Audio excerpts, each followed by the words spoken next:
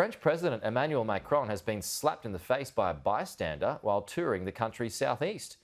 Mr Macron approached a barrier to greet a man during a visit to the Drôme region. Instead of shaking his hand, he slapped the 43-year-old across the face. The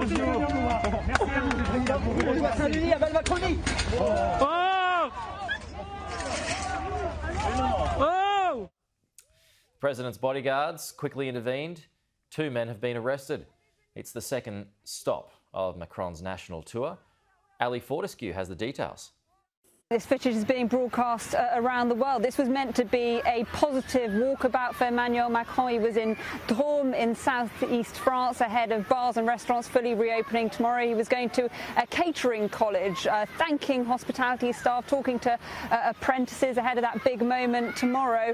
But obviously things didn't turn out as planned. You can see in that footage he walks towards a crowd of people, a man in a green shirt with glasses and a face mask, and it all looks quite friendly at the start. They sort of hold arms, but then you hear the man shouting "Bas à la Macronerie," down with Macronism, and then slapping him round the face, or what looks like slapping him round the face. So it is obviously not a very unusual thing to happen for a head of state to be slapped round the face by a member of the public. Local media reporting that 2 arrests have been made. We know he was due to go on to a place called Valence nearby, where local reporters saying there is a heavy police presence, I think unsurprisingly, to try to avoid something like this happening again. Worth saying, Emmanuel Macron is no stranger to abuse from the public. You might remember back when he was economy minister, an egg was thrown at his head. At the time he laughed that off, said it was part of the course. He's also faced a lot of heckling, a lot of booing from the Gilets jaunes movement, the yellow vest movement, but nothing like